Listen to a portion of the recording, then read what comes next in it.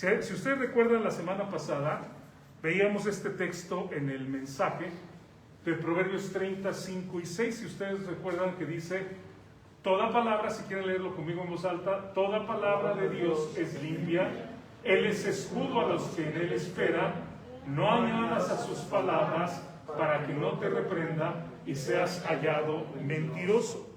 Y veíamos la semana pasada, hermanos, en el versículo precisamente donde dice que debemos de enseñar la palabra pura, aprender la palabra pura, que no debemos de añadir absolutamente nada, no debemos modificarla, no debemos diluirla. Y ustedes recordarán, bueno, Pepe, no estabas, pero recordarán que hablé, o bueno, no sé si me vieron después por Face, pero recordarán que hablé y dije que cuando yo era niño, una viejita me contaba acerca de que Jesús, cuando era niño, hacía pajaritos de papel y les soplaba y entonces cobraban vida y volaban. Y les dije, esto no es algo bíblico, esto no es algo cierto, esto es algo que la gente inventa. Cuando terminó la reunión, Luis me dijo, hermanos, que usted dijo, está en un libro apócrifo y no eran de, bueno, a mí me dijo la viejita eso, ¿verdad? Cuando yo era un niño, eran de barro. Y me di a la tarea de buscarlo y quiero leerles esto, que no es algo de la Biblia, pero nada más porque quiero ilustrar lo que decía la semana pasada. Jesús hizo barro blando y formó 12 pajarillos. Era sábado cuando hizo aquello. Había también otros muchos niños jugando con el niño Jesús. Al ver cierto judío lo que hacía Jesús jugando en sábado, marchó a toda prisa y se lo anunció a su padre José. Mira que tu hijo está jugando junto al arroyo, ha tomado un poco de barro y ha formado 12 pajarillos con lo que ha profanado el sábado. Fue José al lugar y al verlo le llamó la atención diciéndole, ¿por qué haces en sábado estas cosas que no está permitido hacer? Pero Jesús, batiendo sus manos, gritó a los pajarillos y les dijo, marchaos. Los pajarillos se echaron a volar y se fueron gorjeando, bueno, cantando, ¿verdad? Y hay un comentarista que comenta sobre esto y dice, este pasaje es muy bonito de imaginar, un Jesús niño jugando y usando sus habilidades para hacer que los pajarillos de barro se transformaran en aves reales. Esto es tomado del Evangelio de Pseudo Tomás, y digo pseudo porque no fue Tomás, porque fue escrito en el año 150 después de Cristo. Ahora, si ustedes saben, el último apóstol que murió fue el apóstol Juan, y murió en el año 100 o 101, alrededor de ese tiempo. Y era el más joven de los apóstoles. No es posible que Tomás haya vivido hasta los 150, o sea, quién sabe cuánto tiempo más, y que haya escrito esto. Esto no es algo bíblico. Ahora, nada más les quiero decir esto. Suena bonito, ¿no? O sea, nos hace pensar, pues qué ternura, pero no es bíblico. Y por el hecho de no ser bíblico, hermanos, aunque sea bonito, interesante, primero viene de una fuente apócrifa. Apócrifo significa falso, ¿no? Es decir, no es inspirado por Dios. Y segundo, puede desviar nuestra atención de entender, pues, o de caricaturizar un poco el misterio de Jesús, o como alguna gente lo hace, ¿no? Que pone a Jesús como en caricatura, en niño, junto con los apóstoles como niños, cuando realmente de niños no tenemos ninguna evidencia de que se hayan conocido. Es probable que se conocían, pues probable que no. Entonces, ¿qué quiero decir con todo esto, hermanos? Aunque suene bonito, suene lo que sea, no es bíblico. Y si no es bíblico, pues no lo enseñamos, ¿verdad? O sea, esta mañana estoy hablando de esto como un ejemplo de lo que decía la semana pasada. Porque si ustedes recuerdan, 1 Timoteo capítulo 4, versículo 7, le dice Pablo a Timoteo, desecha las fábulas profanas y de viejas. Entonces, va a haber muchas historias que la gente cuenta. La gente dice, Dios dijo, ayúdate que yo te ayudaré. Ahora, ¿alguien me puede decir en qué versículo dice eso? No hay ningún texto. No hay ningún texto. O sea, podemos aplicar, ¿verdad? Que yo tengo que hacer mi parte, esforzarme. Pero así que alguien diga, Dios dijo, no hay eso en lo absoluto. Una de las imágenes que tenemos también cuando viene Navidad ponen en el pesebre a Jesús y ponen los burritos, los animales y ponen ahí a los magos también, ¿verdad? En las postales. Tampoco es cierto. Los magos llegaron bueno, de acuerdo a lo que vemos en la Biblia, 2 años después de que Jesús ya había nacido. Y la Biblia dice que cuando entraron en la casa lo adoraron. Entonces los magos no entraron a un establo, no estaban ahí. Nuevamente, se ve bonito, ¿no? O sea, hasta los burros están sonrientes, ¿no? En las postales y las ovejitas así bien felices. Pero no es bíblico. Por más que suene romántico, bonito, es algo que la gente inventa, añade, pero no es bíblico. Y lo que nosotros debemos, hermanos, de estudiar y enseñar es lo que enseña la Biblia. Es la palabra de Dios. Y solamente lo digo porque la semana pasada hablábamos acerca de esto. Ahora, 1 Timoteo, hermanos, capítulo 4, versículo 9. Continuamos con este versículo. Vamos a leerlo en voz alta. Dice: palabra fiel es esta y digna de ser recibida por todos. Esta es la tercera vez, hermanos, que encontramos en la carta a Timoteo que repite esta palabra. Palabra fiel es esta. Lo había dicho ya en 1 Timoteo 1:15 y lo había dicho también en 1 Timoteo 3:1. ¿Qué está haciendo Pablo? Está afirmando lo que yo les estoy diciendo es la palabra de Dios. Este es el mensaje de Dios. En contraste de lo que había dicho, que no hagamos caso de las fábulas profanas y de viejas, y bueno, expliqué eso la semana pasada, dice, esta es la palabra de Dios. Esto es lo que nutre, esto es lo que alimenta, esto es lo que fortalece. Y hermanos, si tú no tienes tiempo para otra cosa que leer más que la Biblia, yo te digo una cosa, lee la Biblia. Hay también muchos libros muy buenos, y hay escritores muy buenos, pero aún los escritores que estudian la Biblia, hermanos, yo te puedo decir, no es algo que tú vas a utilizar más que la Biblia. ¿Sí me explico?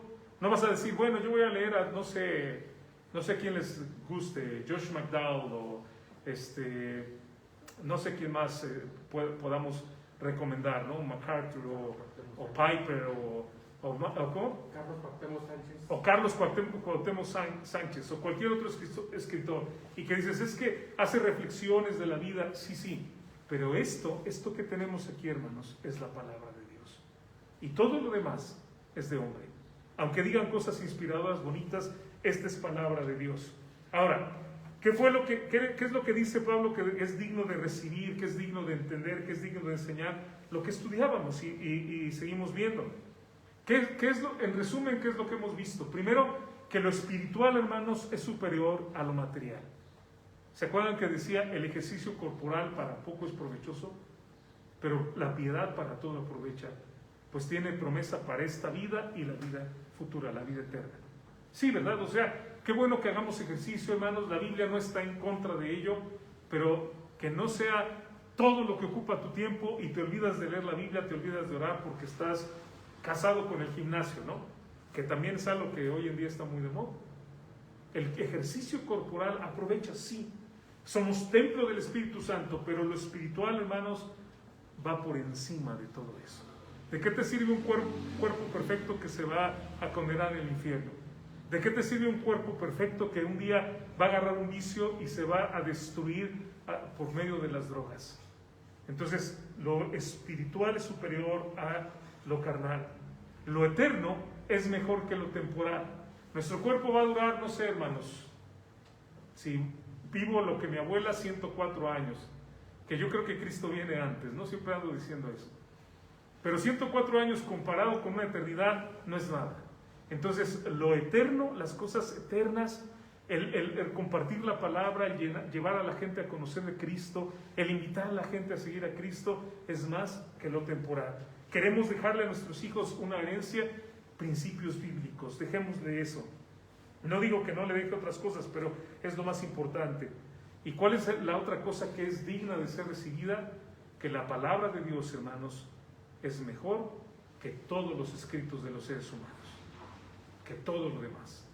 Aún si ustedes están leyendo, me acuerdo cuando yo era recién convertido y el pastor me acuerdo que nos dio unos libros de Dawson Trotman, me acuerdo un libro que se llamaba Nacido para Multiplicarse. Y un día me pregunta el hermano, oye, ¿ya has leído tu Biblia? Y le digo, no, hermano, es que estoy leyendo el libro que usted me dijo. Y me dice, no, ese libro léelo, sí está bien, pero no leas otra cosa en lugar de la Biblia. Lee la Biblia y después de leer la Biblia, lee todos los libros que tú quieras. Los mitos, los cuentos, las leyendas, los libros de autosuperación, de autoayuda, pues a lo mejor tienen alguna cosa buena, ¿no? A lo mejor son entretenidos, yo no sé, pero no se compara con la palabra de Dios. Lo que transforma las vidas, lo que sustenta es la palabra de Dios. Y es nuestra regla, hermanos, de estudio, ¿verdad? Aquí no venimos a ver las opiniones, es nuestra regla de estudio, es nuestra regla de fe, lo que creemos, nuestra doctrina y también de práctica, cómo vivimos. Queremos vivir de acuerdo a lo que enseña la Biblia y que lo que creemos vaya de la mano con la manera como nosotros vivimos. Bueno, continuando entonces el siguiente versículo, hermanos, vamos a hablar en los siguientes textos acerca de diligencia. La semana pasada hablamos de disciplina, si ustedes recuerdan, y ahora vamos a hablar de diligencia. Si la palabra de Dios es superior a los escritos de los hombres, y es mejor lo eterno que lo temporal, y es mejor lo espiritual que lo físico, lo carnal, entonces debemos ser diligentes. Y en el versículo siguiente, hermanos, dice que por esto mismo trabajamos y sufrimos oprobios, porque esperamos en el Dios viviente, que es el Salvador de todos los hombres, mayormente de los que creen. Y el versículo 11 dice, esto manda y enseña. Vamos a ir viendo frase por frase. Dice que por esto mismo trabajamos y sufrimos oprobios, porque esperamos en el Dios viviente. Por nuestras convicciones, por lo que nosotros creemos, hermanos, porque para nosotros la Biblia es la palabra de Dios, creemos en el Señor Jesucristo. Esto nos lleva, hermanos, entonces, como dice el texto, a trabajar diligentemente, a diligentemente sufrir oprobios, a esperar en Dios y también nosotros compartir la palabra de Dios, a enseñar esto y a mandar también que se haga lo que Dios nos dice. Estas palabras que utiliza aquí, cuando habla de trabajamos y sufrimos, son palabras utilizadas, hermanos, en el tiempo de Pablo, en una competencia, en una lucha, por ejemplo. Es decir, la gente que se entrenaba para la lucha, se entrenaba y trabajaba y sufría oprobios. Piensen en este día en un campeón, un atleta olímpico. Sí saben ustedes, ¿verdad? Todo lo que se abstiene. Una dieta rigurosa, dormir temprano, no andar en la calle. Tomar Coca-Cola, por supuesto que no. Refresco, absolutamente nada. ¿Se acuerdan que la semana pasada decía que una persona tiene que entrenar 10,000 horas para correr 100 metros en 10 segundos?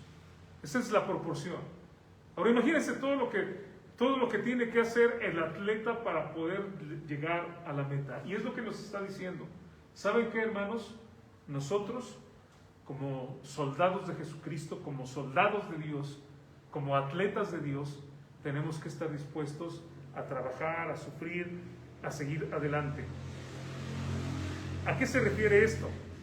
Trabajar es una palabra que nos habla de un trabajo hasta el cansancio. Cuando hemos trabajado durante todo el día y ya estamos cansados, pero todavía tenemos que dar un poquito más. Trabajar hasta el punto del agotamiento. Sufrir oprobios puede traducirse también como agonizar y nos hace pensar, hermanos, en luchar hasta la agonía. Me hacía pensar cuando estaba estudiando en esto, como Jacob, cuando dice la Biblia que iba a ver a su hermano Esaú en el Antiguo Testamento, y Esaú había prometido que lo iba a matar cuando lo volviera a ver. Cuando Jacob estratégicamente hace un plan para que si Esaú divide su campamento de toda su gente en 3 partes, y él piensa, si viene con los primeros y los mata, los otros huyen. Pero en esa noche dice la Biblia que se aparece el ángel de Jehová, y dice la Biblia que luchó con él toda la noche, y que le dijo, no te dejaré hasta que me bendigas. Y eso me hace pensar, hermanos, cuando oramos. Cuando un hijo, por ejemplo, está enfermo, lloramos, Señor, sánale, Señor, ayúdale, Señor. Y de esa manera, a lo mejor no lo decimos, pero no te voy a dejar, Dios, hasta que tú bendigas a mi hijo. Cuando también oramos por una situación, por una familia, por un problema que alguien tiene, cuando queremos, hermanos, caminar con el Señor. Y les decía Hace 15 días que hablábamos acerca de los alimentos secular, que a veces necesitamos ayunar. Y es pedirle y pedirle a Dios.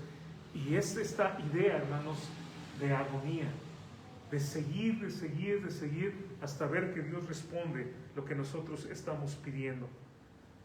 Y trabajar, hermanos, en las consecuencias a veces más difíciles. Porque, hermanos, todos tenemos problemas, ¿no? Si conocieran a Esme, o la van a ir conociendo, es muy alegre, es a todo dar Esme, ¿no? Y uno pensaría, no tiene ningún problema, su vida está muy bien, pero tenemos problemas, ¿no? Hay problemas a veces económicos, hay problemas sociales. Ayer hubo una situación aquí en la colonia con el gas, ¿no? Una situación del gas natural. ¿Y qué sucede cuando hay eso, hermanos? Pensamos, ¿no? Si alguien prende algo, se enciende. ¿Entienden lo que estoy diciendo? No estamos exentos. Gente, hermanos, que bueno, ya estamos, ahora sí que hasta el cansancio de tanta gente, tanto que roban y tantas cosas que hacen. Hay una realidad, no estamos exentos de problemas. Pero aún nosotros con problemas y situaciones, hermanos, tenemos que ministrar. Es lo que quiero que entiendan. O sea, no está diciendo Pablo, ¿sabes qué? Tú vas a hablarle de Cristo a la gente cuando tú estés muy bien, cuando tengas todas tus necesidades cubiertas. Hay ocasiones, hermanos, que inclusive podemos ayudar a alguien y sacar de lo que no tenemos, ¿no? Como hicieron los macedonios. Digo, pues tengo nomás estos frijolitos, pero el hermano no tiene necesidad, pues le doy la mitad, ¿no? Y no significa que yo tenga bastante, significa sencillamente que, como dice, trabajamos y sufrimos, aún en situaciones que son difíciles para nosotros. En 2 Corintios capítulo 11, del 23 al 29, hermanos, y está aquí, pues se ve muy, muy pequeño, pero si quieren verlo en su Biblia o si alcanzan a ver ahí, vean Pablo cómo describe los padecimientos que él tiene, pero él está ministrando. O sea, él no dice, yo como tengo todo eso, olvídense, ahorita yo no puedo. Vean lo que dice: en trabajos más abundante, en azotes sin número. Está hablando de lo que le habían hecho, lo habían azotado a él, en cárceles, lo habían metido en la cárcel, más, en peligros de muerte muchas veces.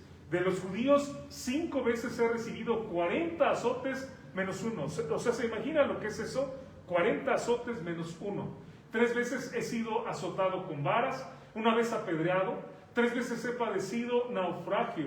1 noche y 1 día he estado como náufrago en alta mar, en caminos muchas veces, en peligros de ríos, peligros de ladrones, peligros de los de mi nación, peligros de los gentiles, peligros en la ciudad, peligros en el desierto, peligros en el mar, peligros entre falsos hermanos, en trabajo y fatiga, en muchos desvelos, en hambre y sed, en muchos ayunos, en frío y en desnudez. Y además de todas, de otras cosas, lo que sobre mí se agolpa cada día, la preocupación por todas las iglesias.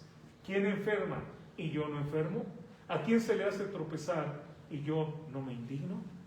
Y con todo eso, hermanos, nosotros dijéramos, ¿sabes qué, Pablo? Pues ya retírate, ¿no? O sea, es demasiado, estás sufriendo mucho. O sea, ¿cómo puedes ayudar a los demás si tú mismo estás padeciendo? Pero Pablo padecía todo esto, hermanos, por compartirle a la gente. Hoy en día a veces se nos hace muy difícil ir a ver a alguien para hablarle de Cristo. No encontramos espacio en nuestra agenda porque decimos, mi agenda está muy apretada, y en nuestra mente Dios ha puesto en nuestro corazón, ¿no? A veces Dios pone en nuestro corazón, háblale a tal persona, o ve a ver a tu amigo, y lo vamos dejando después. Padres, la enseñanza a los hijos. Yo les recomiendo en las noches leerles un pasaje de la Biblia, contarles una historia, orar con ellos, platicar con ellos. Pero ¿sabe qué? A veces la vida es así, ¿no? No tengo tiempo. Hoy no tengo. Y es bien triste porque luego los hijos son los que dicen, ¿y no me vas a contar una historia? ¿Y no vamos a orar? Ay, hijo, es que ahorita no tengo tiempo. Bueno, cuando quieras tener tiempo, ¿sabes qué va a pasar? Ese hijo ya no va a querer escuchar. Tenemos muy poco tiempo. Y a veces, hermanos, nos llenamos de tantas cosas, estoy tan preocupado, estamos hasta de mal humor por todo lo que estamos padeciendo, que no queremos ser la luz que Dios quiere que seamos. Y la idea del texto es esa. O sea, aunque tú estés hasta el cansancio, acuérdate de una cosa, tú eres un canal de bendición. Dios te ha puesto en este mundo para que seas luz. Es interesante que la misma palabra que se usa cuando habla de Jesucristo, que es la luz del mundo, es la palabra en griego phos. Y es exactamente la misma palabra que dice cuando nos dice que nosotros somos la luz del mundo, tenemos la luz de Cristo. Y dice la Biblia que esa luz no se pone debajo de una medida, no la llevamos allá. ¿Dónde se pone la luz, hermanos? Allá arriba, donde alumbra a todos. Y esa es la idea, hermanos. Yo sé que una cosa es servir cuando hay energía y ánimo, ¿verdad? Y como decimos, estamos bien giritos, ¿verdad? Listos.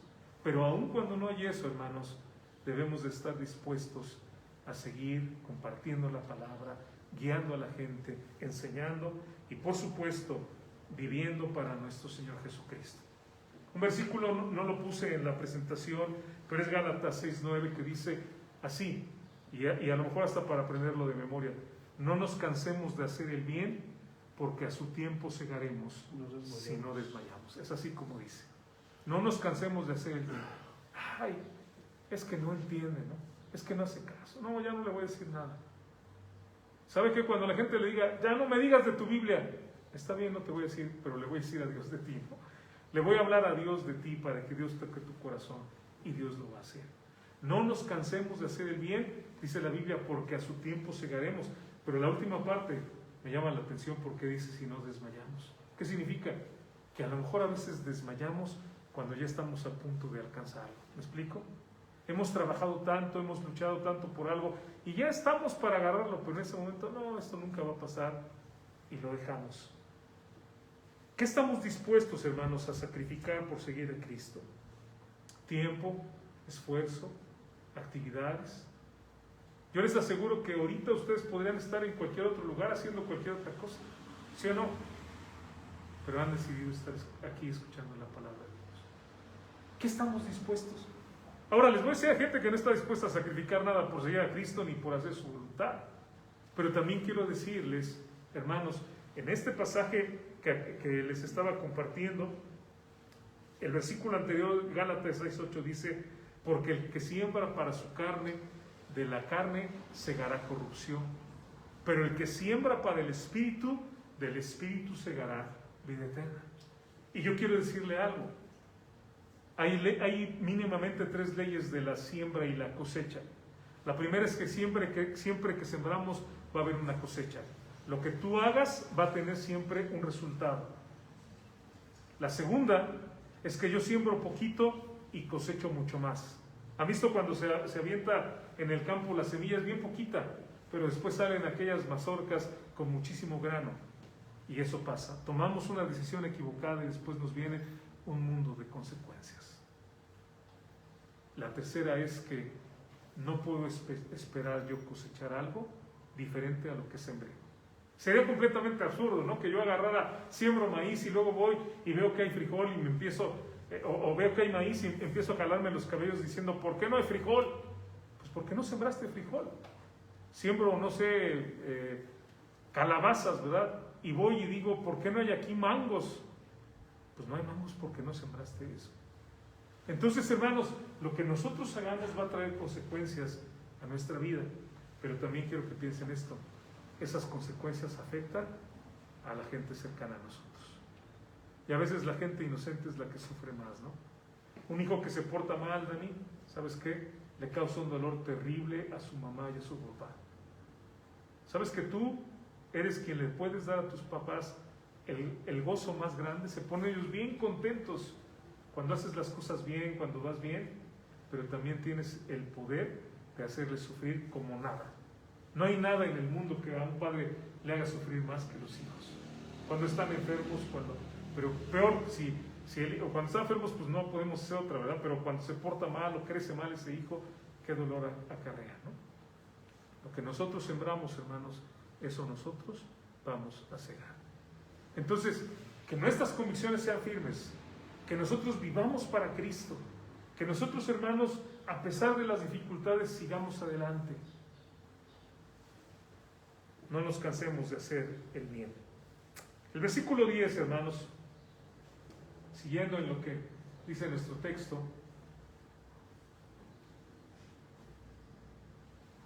el versículo 10 también dice que es el Salvador, dice, Esperamos en el Dios viviente, por supuesto. Esperamos en el Dios real, en el Dios que vive. Y dice que es el Salvador de todos los hombres, mayormente de los que creen. Ahora, esta parte, hermanos, que está subrayada, que es el Salvador de todos los hombres, mayormente de los que creen, es una parte que han malinterpretado algunas personas y se basan en ella para tener una doctrina que se le llama universalismo. Ahora les voy a explicar qué significa esto. Universalismo significa que toda la gente automáticamente, por el hecho de que Cristo murió en la cruz, son salvos. Y Dios no va a permitir, porque Dios es tan bueno, Dios es amor, no va a permitir que nadie se vaya al infierno. O sea, no importa nada, no importa lo que tú hagas, cómo vivas, no importa nada, todo el mundo se va a ir al cielo y nadie se va a condenar en el infierno. Ahora, esto, hermanos, no es bíblico. Esto no es bíblico. Quienes enseñan esto, por supuesto que no entienden, no conocen a Dios. O sea, Dios es amor, claro que sí. Y Dios no quiere, hermanos, que nadie perezca. Estamos en 1 Timoteo capítulo 4, ¿verdad? Ahora, si usted se va un poquito atrás del capítulo 4, usted se va al capítulo 2, versículo 4, usted va a ver que nos habla de Dios y dice que Dios quiere que todos los hombres sean salvos y vengan al conocimiento de la verdad. Sí, Dios quiere que todos sean salvos. O sea, es verdad, Dios en su amor quiere que toda la gente de esta humanidad sea salva. No solamente eso, Dios es amor. Luego Juan 3:16. ¿Alguien se sabe Juan 3:16 de memoria? Dice, porque de tal manera amó Dios al mundo que ha dado a su Hijo unigénito para que todo aquel que en él cree no se pierda, mas tenga vida eterna. Sí, Dios ama a la humanidad y Dios, hermanos, envió a Cristo a morir en la cruz por nuestros pecados. Pero dice el texto una cosa, para que todo aquel que en él cree. ¿Qué quiere decir esto? Que si la gente no cree, no puede ser salva. ¿Entienden lo que estoy diciendo? O sea, Dios ha provisto el medio, Dios ama al hombre, Dios quiere que el hombre sea salvo. Dios ha enviado a Cristo para que muera en la cruz por nuestros pecados. Jesucristo resucitó para darnos la vida.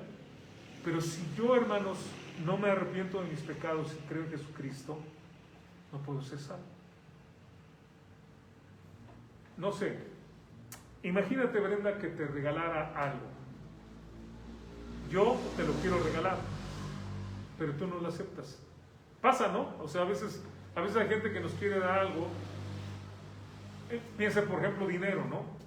Y nos ayudó, hizo alguna cosa y decimos, tome, por favor. No. ¿Cómo cree? No, pero sí es que gastó por ejemplo, si me dio un rayo, no gastaste tu gasolina. No, espérate, o sea, no, lo hice de corazón. Ándale, pues tómate un refresco a mi salud. No, por más que queramos, hay gente que no nos acepta algo. O no sé, a lo mejor nosotros hemos estado en esa situación. Entonces, por más que te lo regalen y digan, es tuyo, si tú no lo aceptas, no es tuyo.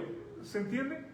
Dios nos ha dado a Cristo, Cristo ha muerto en la cruz por nuestros pecados, pero si nosotros, hermanos, no nos arrepentimos y lo aceptamos, no podemos tener la vida eterna, aunque Dios quiere que la tengamos. No es que Dios no quiera que seamos salvos, es que nosotros no queremos. Y piensen en la lógica de esto.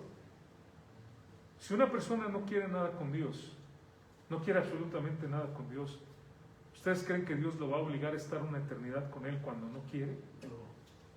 O sea, si la Biblia habla de que estaremos por los siglos y los siglos adorando a Dios, pero alguien en la reunión dice, ay no, esto está reaburrido, ¿no? Ese cuate hable y hable. O sea, ¿creen que esa persona va a querer estar una eternidad con Dios? ¿Y Dios lo va a obligar? No. Dios nos ha dado a su Hijo, pero es la decisión mía aceptarlo o rechazarlo.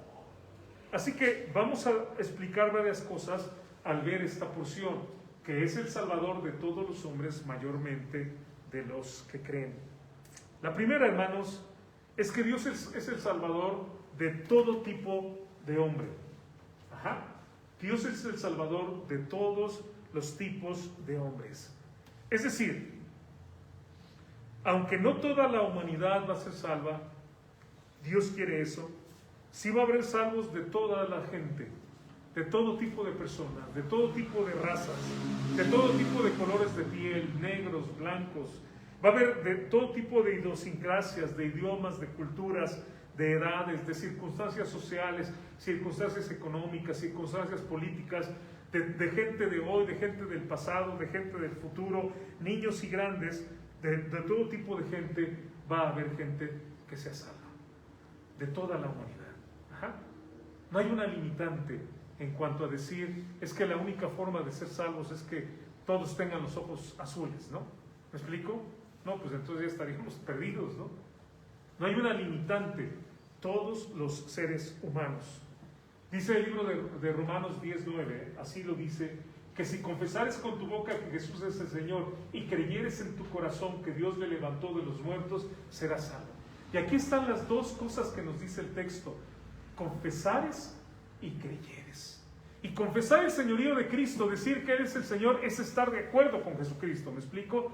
Y Jesucristo sabe qué dice, que somos pecadores. Y nosotros no nos creemos pecadores, creemos que somos buenas personas. Y yo les puedo demostrar, y no necesito mucho, que todos hemos pecado, que todos nosotros hemos robado. Y ustedes tal vez me digan, no, yo no jamás he robado.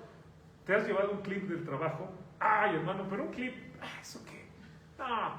¿Un lápiz? Hermano, pues no. Bueno, pero si te llevas algo y no lo pides y no te lo dan, ¿qué es, hermanos? Es robar. ¿Hemos dicho mentiras? Pero nada más una mentira piadosa. Es que no quería que se alteraran, ¿verdad? Pero no es el hecho de lo que hacemos que nos haga pecadores, es que hay una naturaleza pecadora. Confesar entonces significa decirle a Dios, tienes razón Dios, yo soy pecador, me arrepiento de mis pecados, voy delante de Dios y le pido que me limpie. Pero ¿cuál es la otra que dice? Y creyeres en tu corazón. Que si confesares con tu boca que Jesús es el Señor y creyeres en tu corazón que Dios le levantó de los muertos, serás salvo. Entonces, hermanos, de acuerdo al texto que estamos leyendo, Cristo murió por mis pecados, Él me salva, y yo lo que tengo que hacer es arrepentirme y creer en Jesucristo.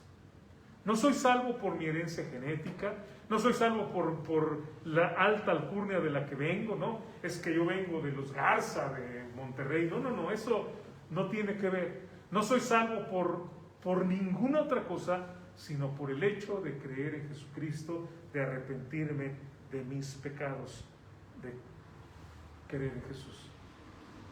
Ahora, qué bonito es esto, ¿no, hermanos? Porque les voy a decir que históricamente ha habido gente que ha discriminado a personas. Bueno, esto existe hoy en día, ¿no es cierto? Nos discriminan por el color de piel, nos discriminan por nuestra raza.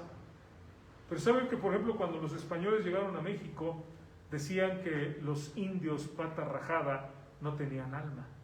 Entonces matar a un indio y hubo matanzas horribles, hubo sangre que se derramó, hermanos, de una forma tan absurda y tan tonta, porque pensaban que esos indios no tenían alma, no sabían ni hablar. Cuando nosotros sabemos que estaban bien avanzados, ¿no? Y que además eran bien limpios, eran bien pulcros, y tantas otras cosas. Más adelante, hermanos, cuando aparece una religión en Estados Unidos que se llama el mormonismo, ¿saben qué decían ellos? Que los negros, los de piel negra, de raza negra, esas personas no podían tener salvación. Eran pecadores imperdonables. ¿Y sabe esto hasta dónde evolucionó? Evolucionó al grado de llegar a ser grupos extremistas como el Triple K, ¿no? El Ku Klux Klan, que ¿saben qué hacían, Luisito? Mataban a los negros, los colgaban, los quemaban, porque decían que esos no podían ser salvos. O sea, lo que estoy diciendo es que esas doctrinas cerradas, lo que han causado, hermanos, es la destrucción de la gente y el daño a la gente. Cuando la Biblia dice, No importa si eres negro, si eres blanco, si eres pelón, ¿verdad? O si eres barbón, o si tu cabello es chino o lacio. No importa nada de eso. Lo que necesitas es creer en el Señor Jesucristo y arrepentirte de tus pecados. Segunda enseñanza de este pasaje, hermanos. Dice, esperamos en el Salvador de todos los hombres, que es el Salvador de todos los hombres, mayormente de los que creen. Nuevamente nuestro texto, ¿verdad? Dios es el Salvador de todas las personas en el sentido de que retiene su juicio sobre el pecado para todos. ¿Qué estoy diciendo con esto? Que Dios, hermanos, no nos destruye así. No soy nadie para juzgar, hermanos, pero a veces nosotros decimos, esa persona, ¿no? Y ya hizo. No sé, cuando salen luego los reportajes y leemos en la televisión o no, nos dicen que tal persona, ¿verdad?, ha matado, ha robado, ha traficado, ha secuestrado, y decimos, ¿y sigue vivo? Y a veces nos espantamos, ¿no? Porque decimos, y todavía, o sea, lo andan buscando y no lo encuentran, ¿verdad? Digo, no soy quien para juzgar, porque a lo mejor yo veo eso y yo también tengo muchas cosas. Delante de Dios el pecado es pecado, ¿no? Y aunque yo diga, es que nada más dije una mentirita blanca, es pecado delante de Dios. Pero ¿sabe una cosa? Dios todavía preserva a esa gente, pero también mi vida. Porque si Dios quisiera, ya nos hubiera fulminado, ya hubiera acabado con nosotros. Pero por su amor, hermanos, nos sigue dando la vida. Segunda de Pedro 3:9 dice, el Señor no retarda su promesa, según algunos la tienen por tardanza. Y luego viene esta parte bien bonita, sino que es paciente para con nosotros, y que dice, no queriendo que ninguno perezca, sino que todos procedan al arrepentimiento. Ahora sí, como Dios diciendo, voy a darle otro chancito, voy a darle otra oportunidad, voy a permitir, ¿verdad?, que siga vivo, porque a lo mejor ahora que le hablen de Cristo, ahora sí va a hacer caso. Dios nos salva en ese sentido. Pero además también, hermanos, Dios nos salva en el sentido a todos los seres humanos de que Él provee todo lo necesario para la vida. Yo siempre me maravillo de que uno puede poner una semilla en la tierra y luego de ahí crece una planta y me puede alimentar. Para mí es un milagro, para mí es una bendición el poder ver que Dios hace eso. Y en ese sentido, hermanos, Dios provee todo. Dice la Biblia en Mateo 5:45, para que seáis hijos de vuestro Padre que está en los cielos, que hace salir su sol sobre malos y buenos, y que hace llover sobre justos e injustos. Entonces, en un sentido, hermanos, de este mundo, Dios también es el Salvador de todos, porque no solamente les preserva la vida, pero también les sustenta de todo lo que necesitan, ¿no? Pero en un sentido espiritual, en un sentido eterno, hermanos, Él es Salvador solamente de los que creen. Aquí está Juan 3:16, que lo decíamos. Ahora léanlo conmigo en voz alta, por favor. Dice, porque de tal manera amó Dios al mundo, que ha dado a su Hijo unigénito, para que todo aquel que en Él cree no se pierda, mas tenga vida eterna. No dice automáticamente todos son salvos, pero dice claramente, para que todo, ¿verdad? Todo, no hay limitante, pero todo aquel que en Él cree. ¿Qué necesitamos? Arrepentirnos y creer en Jesucristo como nuestro Salvador. Es lo que necesitamos. Tercera idea, hermanos, del pasaje que estamos viendo. En su infinita gracia, amor y misericordia, Dios da la salvación de una forma especial a los niños. Esto quiero mencionarlo porque creo que es muy importante. Hay un versículo en la Biblia, hermanos, bueno, se repite en varias ocasiones, pero lo tengo aquí en Marcos 10:14. Quiero darles un poco del contexto. Jesús había hablado acerca del divorcio. Jesús había hablado de que es por la dureza del corazón del hombre que se divorcia. Y después de que Jesús habló del divorcio, ¿sabe qué hizo la gente? Los padres varones, porque el texto en griego nos indica que eran los papás varones. Toman a sus niños y los llevan a Jesús para que los bendiga.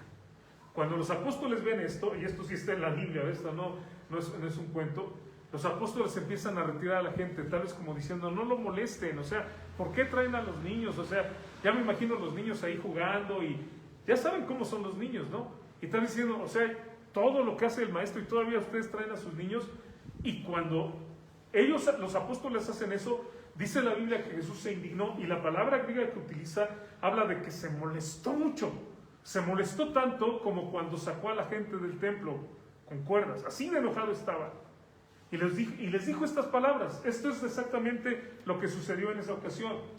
Viéndolo, Jesús se indignó. Esta palabra es la que les digo, estaba muy molesto. Y les dijo, dejad a los niños venir a mí y no se los impidáis, porque de los tales es el reino de Dios. Obviamente en el contexto Jesús está diciendo, o sea, ellos están respondiendo a mi mensaje, los padres están entendiendo que necesitan de mí para poder tener su familia unida, traen a sus hijos para bendecirlos y ustedes los alejan. No hagan eso, déjenlos, pero dan una enseñanza. De ellos es el reino de los cielos. Ahora, gracias a Dios, Luis, el día que me contaste, ¿no?, que Dani había recibido a Cristo. ¿Pero qué edad tenía Dani? 9 años de edad.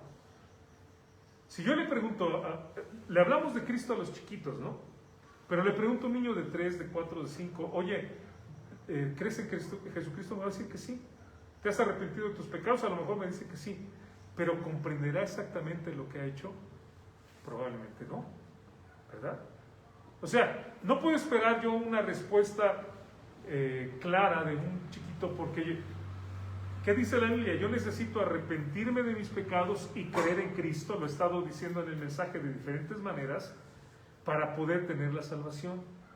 Pero ¿qué pasa con un chiquito que está muy chiquito y que no entiende? ¿Y qué pasa cuando ese chiquito muere? Dios nos libre, ¿no, hermanos? Y Dios libre a los pequeñitos, niños o niñas. Pero ¿qué pasa? ¿Qué dice la Biblia, hermanos? De los tales es el reino de Dios. No lo digo yo. ¿Quién lo dijo? Jesucristo. ¿Y sabe por qué, hermanos? Dios nos libre nuevamente, pero hay tanta gente que pide a sus niños. La semana pasada hablaba con una familia que me dijeron que perdieron a un chiquito cuando tenía 3 años de edad. Pero qué bendición saber que si ellos mueren, se van a la presencia de Dios. Y no solamente por los niños. Ahora podemos pensar también en muchas madres que han perdido bebés, ¿no es cierto? Que el bebé no llega ni siquiera a nacer en este mundo.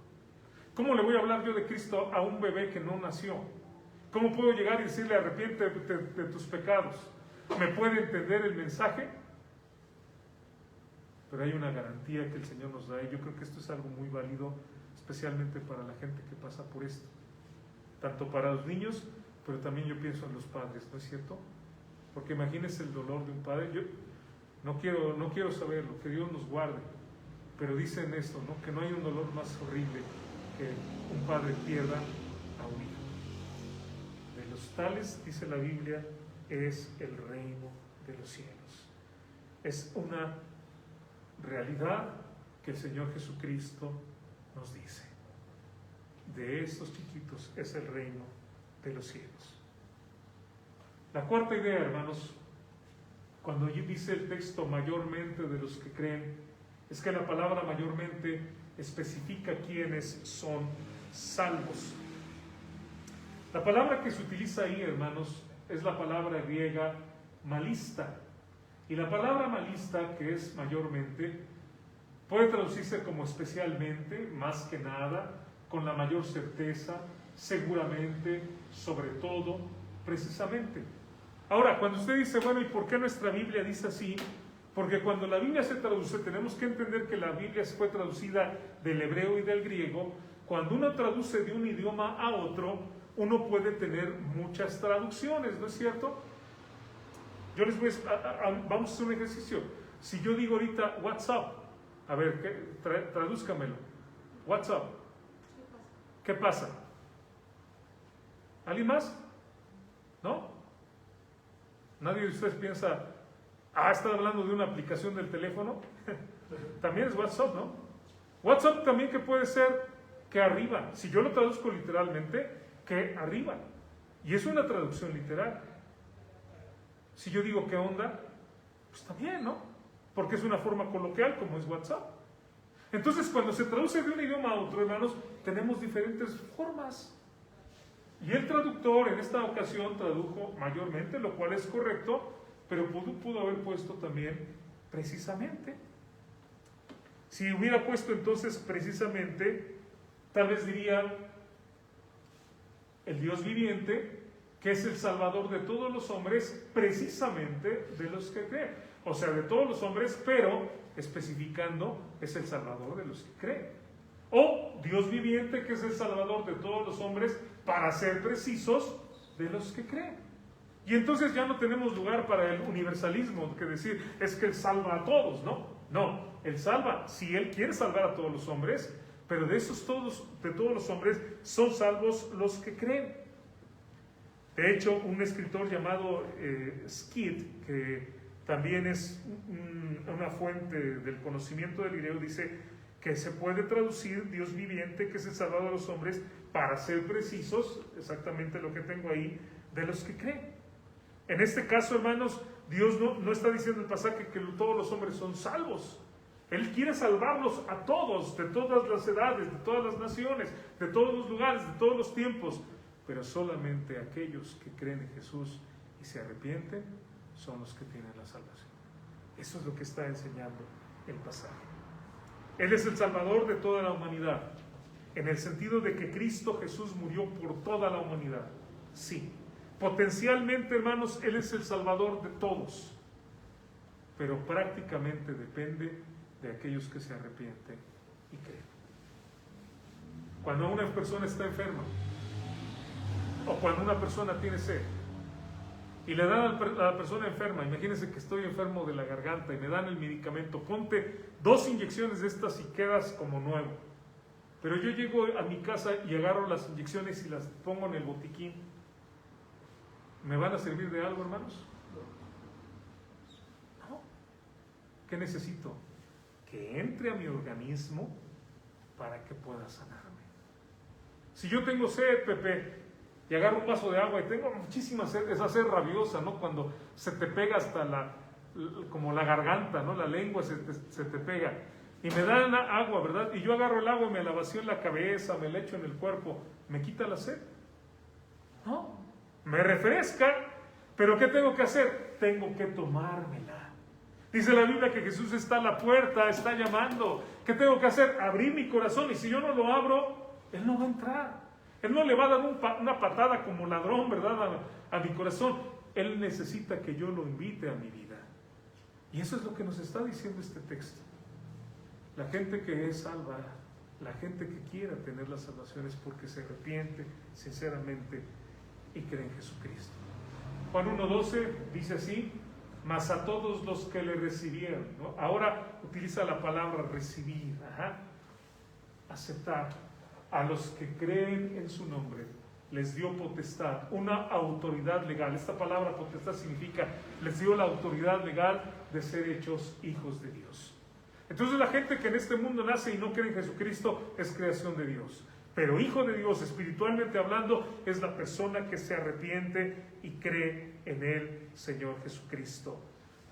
Romanos capítulo 1, versículo 16. Porque no me avergüenzo del Evangelio, porque es poder de salvación a todo aquel que cree. A todo. No importa, todavía Pablo dice al judío primeramente y también al griego. La gente que le gusta tanto hablar de las nacionalidades y que es mejor uno que otro y somos mejor nosotros porque somos mexicanos y bla, bla, bla. Dice la Biblia, la salvación es para todos, pero hay un requisito. Tienes que creer en Jesucristo como tu Salvador. No es automática, es solo para la gente que cree en Jesús. Y eso nos lleva también a pensar en una cosa más, hermanos. Tenemos que compartirle a la gente, porque de otra manera no pueden ser salvos. Necesitan creer en Jesucristo. Un texto también de Romanos en el 10:14 dice: ¿cómo pues invocarán a aquel en el cual no han creído? Pues sí, si la gente no cree, ¿cómo va a buscar a Dios? ¿Y cómo creerán en aquel de quien no han oído? Por supuesto que no. Y luego vean nuestra responsabilidad. ¿Y cómo irán sin haber quien les predique. ¿Y quiénes somos los que tenemos que predicarle a la gente? A los vecinos, a los amigos, a los compañeros de trabajo, a los familiares, hasta el desconocido. Somos nosotros, hermanos, porque de otra manera no pueden tener la salvación. Termino el versículo 11, hermanos, de nuestro pasaje que nos tocó el día de hoy, que por esto mismo trabajamos y sufrimos oprobios, porque esperamos en el Dios viviente, nuestra fe está en Él, que es el Salvador de todos los hombres, mayormente de los que creen. Y luego el versículo 11 dice, esto manda y enseña. Y nuevamente, hermanos, Pablo vuelve otra vez a insistir en la importancia de aprender, de enseñar, de vivir los principios de la palabra de Dios. Y a veces tal vez se pregunte usted, y la gente que me escucha desde sus casas, ¿por qué insiste el pastor tanto en que hay que leer la Biblia, y que hay que orar, y que hay que hablarle a los hijos? ¿Y por qué siempre está diciendo que hay que buscar a Dios y siempre lo está diciendo? Porque, hermanos, es lo más importante. No se puede enfatizar lo suficiente. Mire, usted va a salir hoy de aquí y en el momento que salga, a lo mejor va a pasar una persona con su carro, con un reggaetón, hablando, ya ven las letras de los reggaetón, no se las recomiendo, hijos, pero pues uno a veces va a la tienda y escucha, ¿no? Y describen a veces situaciones sexuales, pero, o sea, ahí está, ¿no? Y juego de palabras y todo eso. O a lo mejor pasa uno en una camioneta con una música hablando, denigrando a la mujer, ¿no? ¿Cómo me molesta eso, no? Luego cuando he visto así en la tienda los videos, son unos, pues no son ni guapos, son unos bien gorditos así, pero son unos castigadores, ¿no? Que las mujeres se les rinden y las maltratan. Usted va a escuchar eso. Y cuando a lo mejor usted llegue a la tienda, ¿verdad? Va a escuchar que alguien le dice una sarta de majaderías a otra persona. Y hermanos, empezamos inmediatamente a llegar a un mundo donde hay una serie de cosas que nos distraen de las cosas de Dios. El diablo, hermanos, por un lado, nos va a llevar a que tomemos decisiones insensatas, porque su tarea es hurtar, matar y destruir. El mundo, para que caigamos en como le llaman ahora, la comunidad líquida, ¿no? Donde todo cambia. Donde, Luis, si hoy tú quieres ser hombre, eres hombre, pero mañana si quieres ser mujer, eres mujer. Si pasado mañana quieres ser bisexual, lo eres. Y si dentro de una semana quieres ser, es más, si quieres ser mejor un animal, pues haz lo que bien te parezca, ¿no es cierto? Es el pensamiento de la gente hoy en día. Tú eres lo que tú quieras y no estás mal. O sea, lo que tú quieras, eso está bien. ¿Se imagina la inestabilidad que es eso? Oye, entonces, ¿qué soy, no? ¿Qué está bien y qué está mal? Es que nada está bien y nada está mal. Todo depende del cristal con que lo miras y todo depende de ti. Si está bien para ti, hazlo. No es lo que enseña la Biblia. La Biblia nos enseña lo que está bien y la Biblia nos enseña lo que está mal. Porque eso nos da estabilidad, hermanos. ¿Me explico? Eso nos da estabilidad. De otra manera no la tenemos. Pero el mundo nos quiere llevar por ese camino. Y luego tienes otro enemigo que es tu carne. En la carne están las concupiscencias, los pecados favoritos. La carne, hermanos, se le antojan las cosas malas y quiere ir tras esas cosas malas. Y de repente ves una mujer, ¿verdad? Y quieres seguir viendo y quieres voltear. Y Jesús dijo, ¿verdad? Que no cometemos adulterio cuando lo hacemos, sino cuando ya lo hacemos en el pensamiento. Pero todo esto, hermanos, está alrededor. Hijos llegan a la escuela y les empiezan a decir una serie de cosas. Que si quieres te lleves falda, no hay ningún problema, ¿verdad? Y si quieres pintarte, pues píntate. Cuando la Biblia enseña, hermanos, y la Biblia lo dice varias veces, sé hombre. La Biblia lo dice así. Nos ha dado Dios esa distinción. Y también la Biblia habla de que lo hermoso que son las mujeres, ¿no? Como vaso más frágil. ¿No es verdad? ¿Por qué tenemos que andar cambiando? Bueno, porque eso es lo que quiere el mundo, porque eso es lo que quiere Satanás y eso es lo que quiere tu carne.